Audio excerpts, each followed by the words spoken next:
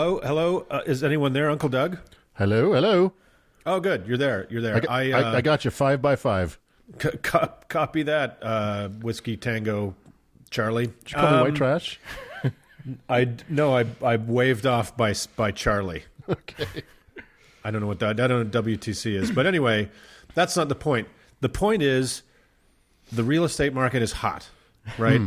The real estate is hot. As we've seen over the past decade, it always goes up. It never goes down. Never. And I'm looking for hot tips. Bitcoin. Right?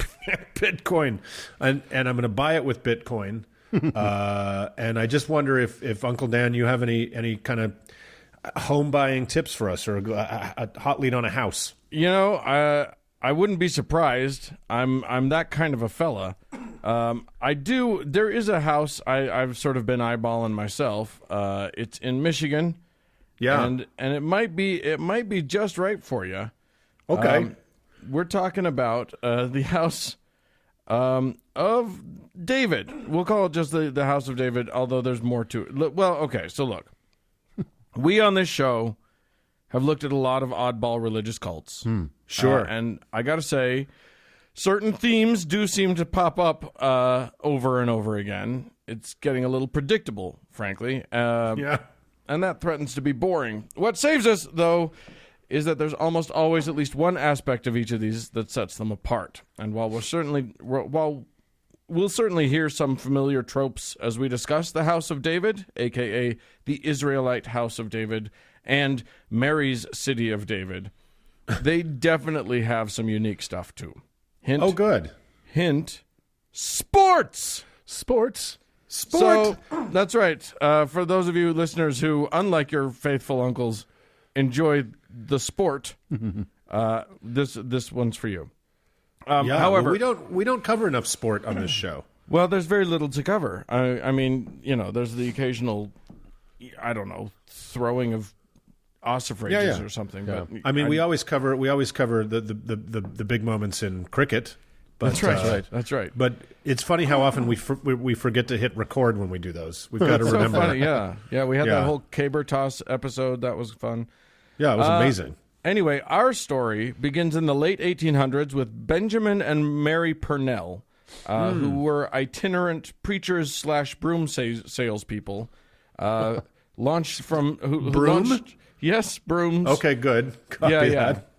So the sport is Quidditch. That's right. They launched from Paducah, Kentucky, but traveled all around, the Midwest and beyond. Their traveling did slow when they joined a religious commune in Detroit and heeded the words of that group's leader, Prince Mike, the self-proclaimed seventh messenger from Revelation. Oh. He didn't Interesting. change his name from Mike? No, why would you? It's a good name. It's like the what was that wizard from the Monty Python and the Holy Grail? His name was Tim. Also, right. Michael is actually a biblical name. Like, he just had to unshorten his own name. Exactly. But whatever. Yeah, well, Suit yourself, Mike. Anyway, Prince Mike, listen, our Benjamin, though, was an ambitious fella. And self-declared positions are vulnerable. So not one to sit around and just listen to some other guy be God's final messenger on earth. Benji interrupted a service one Sunday and declared that he was the real seventh messenger and, quote, "Fire and brimstone await those who doubt me." Oh. That didn't go over so well. So it's called upping the ante. Yeah, and he and Mary were kicked out of the commune. But once you declare yourself the seventh messenger, you might as well run with it, I suppose. So Ben and Mary spent the next few years sorting out their theology and started touring around the Midwest looking for faithful people to join their new and 100% absolutely true religion. Yeah. So they settled for many years in Fostoria, Ohio, having 2 children and super creeping out their neighbors.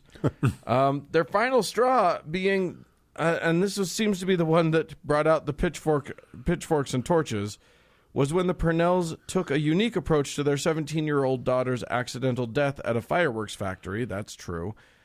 God. And then America was more amazing back then, wasn't it? they skipped out on her funeral. Which was enough. Apparently, they had some belief about not dealing with the dead. Huh. So this was the final straw. They basically were run out of town on a rail. And so, look, I'm not one to judge how someone grieves, but apparently 20th century, turn of the 20th century Ohioans are Right. willing to judge how someone Well, grieves. we got a sense of that attitude when we were in Cincinnati, don't you think? Oh, very much so. You definitely get you have to go to the funeral vibe. Yeah, they're a very grief policing people. So they went a couple hundred miles west to Benton Harbor, Michigan. Now, if Joseph Smith was the king of harnessing Americans' fascination with Native American origins and treasures to amass followers, Benjamin Pernell was apparently the master of direct mail advertising for his thing. He sent out pamphlets and managed to get a pretty strong following. I mean, a few hundred anyway. Now, the big coup came, as they so often do, when he brought in some credulous, wealthy businessmen to serve, or who were in search themselves of a messiah. Lewis, So he found himself in Oliver Cowdery, is what you're saying. That's right. Yeah. Lewis and Albert Boschke joined up around 1902 and agreed to give Benji over $400,000. Oh my God. Roughly $10 million in today's money. What? Oh my God. Yeah. So from there, it was on. They built a huge commune on thousands of acres of land. Wow. And were able to attract probably thousands of followers, which is a testament to how shockingly easy it is to convince some folks that you're Jesus's brother. Oh, yeah, he's Jesus's brother now and the Messiah when you're well-funded. Right. So Right. I say shocking in part because joining the Israelite House of David has some pretty rough requirements. First, you had to give up all your earthly possessions and turn them into the collective. Well, that's classic stuff. That's classic. Right, yeah. Presumably that's easier for the poor people, and usually that's who you're going to be getting a lot of when you start your cult. It's a volume business, exactly. Yeah, you had to commit to a vegetarian diet and no alcohol or tobacco. So that that's Classic. That's a lot. But yeah, not unheard of in this time. Men, now this is a big one. We'll keep coming back to this one. Men were not allowed to cut their hair or shave their beards. Oh, boy. A lawyer for the group said that old Benji had sorted out a good scientific reason why the Old Testament had rules about not shaving, which were, he said, members wear their hair and beards long because they believe they can absorb electricity from the air with their long hair. Wow, that's not where I thought that was going. And the electricity is just as important as food. So, science. That's why Samson was so strong, right? Yeah, exactly. The electrical current. Yeah, he's like Thor. Really. Exactly. He was like a walking taser. And then there was the House of David view on sex. Anybody want to take a guess? Didn't like it. Okay, Doug says against. I have a feeling that they were for it. Okay, Mark says for. 100% not allowed ever. Wow. At all. No sex. It is verboten with one giant caveat that I'll bet you can guess, but we'll get to it. Yeah. Yeah. Married couples could only join if they redefined their relationship as brother and sister. Whoa. Yeah. Ooh. So no sex was allowed. Now, Well, in the Midwest, that probably wasn't such complicated paperwork to do, right? mind you, they were Goodbye, going to Midwestern listeners. Yeah, I know. Bye, everybody. Yeah, exactly. We're from Utah. We can throw those kind of stones, assholes. Exactly. We have all the room in the world to criticize everybody's state. Anyway, Yes. Now, mind you, they weren't going to leave you hanging after giving up all of this stuff. There was a pretty big payoff for all these skinny, sober virgins. Eternal life. And not just the standard after resurrection type eternal life. Faithful House of David members got to do this life here on earth forever. So, I think I might detect a little flaw in the plan here. Well, shut your fucking mouth. How about that? I'll detect you being quiet. That's what I'll detect. So they built their compound, and it was impressive. It turns out that when you harness the raw power of sexual frustration, a lot can happen. Right.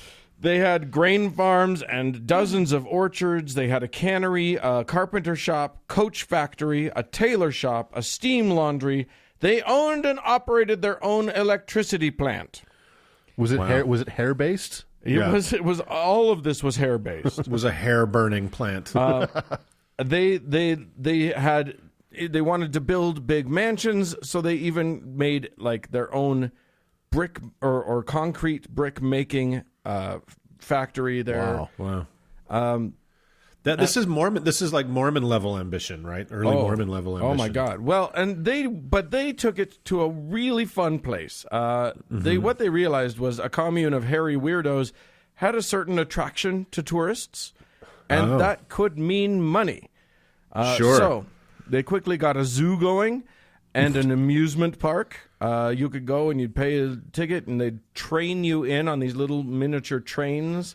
Coal-powered trains would take you into the amusement park. What a great way to start your day, sitting behind a coal-burning chimney. Who doesn't love it? Put on your Sunday best, go in white, and come out Get covered in soot. Soot-covered, that's right. So this is like the teens? Like early 20th century, 20 teens. Yeah. And then they did what's so of course they needed entertainments. They formed bands that got so good that they toured the country. And then they did what so many young men have done when trying not to think about sex. They went to baseball. And boy, howdy did they go to baseball. They formed a number of teams, multiple teams of baseball players. And because they were channeling a lot of extra energy, they got good. Really? And we're not talking... it's like that baseball game in Twilight, right? They're really good. No? Nobody saw that. Okay, go on, Dan. We'll take your word for it there, Mark. Maybe I just dreamed that. Did you say Twilight like the vampire movie? Yeah, they play baseball. They play baseball. But I'm not kidding. You watched that movie? Uncle Mark just gave us a very interesting tidbit of information. Dark Fuck you guys. view into Uncle Mark's soul. Googling it right now. I think we've known for a long time that Uncle Mark's actually a middle-aged woman, but that's okay. I'm Team Joseph. Is that one of the guys? No, it's not. Oh, there it is on YouTube. Twilight baseball scene. Great. Check and mate. So anyway, guys, what are you talking about? So people go ahead and Google that if you want to imagine this. Anyway, what you should be imagining is hipster-looking guys with really long hair. We're talking down to the middle of their back hair, big bushy beards, playing excellent baseball. And doing like crazy, like they started to do, there's this thing in baseball called pepper, which is about sort of a bunch of people standing about 20 feet away from a batter, and the batter just keeps hitting ground balls, and whoever catches it throws it back to the batter. And anyway, they started doing pepper tricks, and they were the Harlem Globetrotters of baseball. Really? And they would tour the country barnstorming. And what's really interesting about this is that they would put on these exhibition baseball games, and they would play the local, the local exhibition teams, and they would beat everybody. Sometimes they would play exhibition games against major league teams and do very, very well. They wouldn't necessarily win, but they would do very well.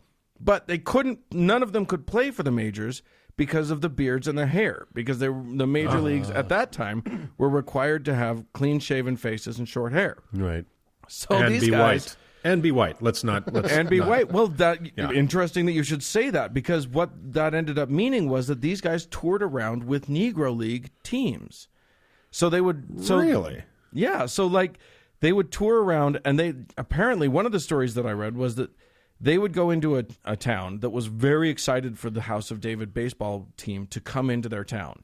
And they had a big baseball stadium, and they were ready to have these exhibition games played.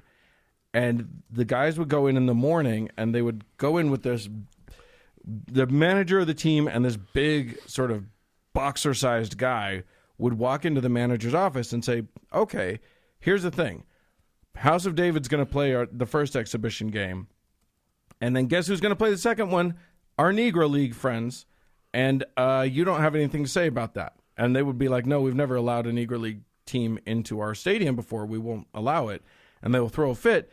But the House of David guys would just be like, okay, well, we have another game lined up down the road, so we'll just go over to there instead. No kidding. And they would pressure them. And they said, not only are you going to let these guys play in your stadium, you're going to let them stay in the hotel that we stay in, and you're going to let them eat at the restaurant that we eat in, and that's going to be that. And they would acquiesce. They would apparently that was just they were like champions of equality. That is crazy. And they and that's not really part of what we normally read in these cults. Like there are a couple of exceptions, right? The JWs have had a racial equality thing from the beginning, right? Whether they've pulled it off or not. And Jim Jones actually was super about racial equality. Well, but it's not the norm. There's something about outsiders sticking together that sometimes just works. Yeah. And this worked. These guys played. House of David played in an exhibition tournament in Denver, and their pitcher, because they used to do this, they used to sign people to temporary contracts. Their pitcher for that game was none other than Satchel fucking Paige, one of the greatest pitchers of all time, Negro League guy who then signed into Major League Baseball after Jackie Robinson broke the color barrier as a 42-year-old rookie and played several years. And that guy, he was on a Negro League team called the Kansas City Monarchs. And the Monarchs used to tour with the House of David all the time. That's crazy. So he pitched for them in this tournament. Wow, it's a really interesting thing. Now, I actually really like a lot of things about House of David. I love that they had an amusement park. I think only now are religions catching on to that, and frankly, we went to one of them, and it wasn't very fun. No, it was pretty fucking sad. But I love that idea. I love the idea of, like, if you're going to proselytize, at least entertain us. Send around a band, send around a baseball team, whatever. Show us something interesting. Do some tricks Salvation for us. Army had their bands forever, of course. Right. The Tabernacle Choir does not qualify. Doesn't count. I mean, they sing with the Muppets every now and then. And that is scientifically not entertainment. I can prove it with math. there's a graph. There's a chart. Yeah. Now it's not the House of David is not without their controversies, of course. Of course. And I hinted at it before. You'll be shocked, I say, to learn that a couple things. That Benjamin Pernell was accused of having sex with very, very young girls in his commune, which who would have seen that coming? Right. Again, that's just math. That's just it's literally going to happen. You give a guy that much power, and then that's just going to happen. You're going to have some of that. I mean, and it seems, and this is the other really, really shocking thing, they all seem to have died. All of these people who were promised eternal life, including Benjamin and Mary Pernell herself, they've all died. Now, I say all. I am lying because, Mary Pernell actually broke off after her husband's death from the House of David to form Mary's City of David right across the street. And they've been sort of neighbors ever since.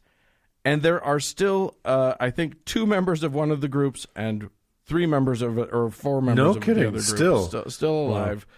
Wow. There are rumors. The original group. No. Ish. I mean, they had to keep getting converts because nobody was allowed to have sex. Right, exactly. Okay. So these were people who joined up, I think, in the 70s or whatever. But yeah, there are rumors now of tunnels under the things with gold, and money and all kinds of stuff. Who knows what any of it is? They wouldn't check it out because they were worried about booby traps. But who knows? You know what their booby trap would be is a pitching machine. It would just be one right. of those baseball things shooting at you. Chucking baseballs. Right in the groin. Yeah. Boing. Yeah. Get your pepper ready. But there you go. The House of David. I just thought that the sports angle was interesting. It is, and it's like the plot of, it's like 2/3 of the plot of several different movies. Yes, indeed.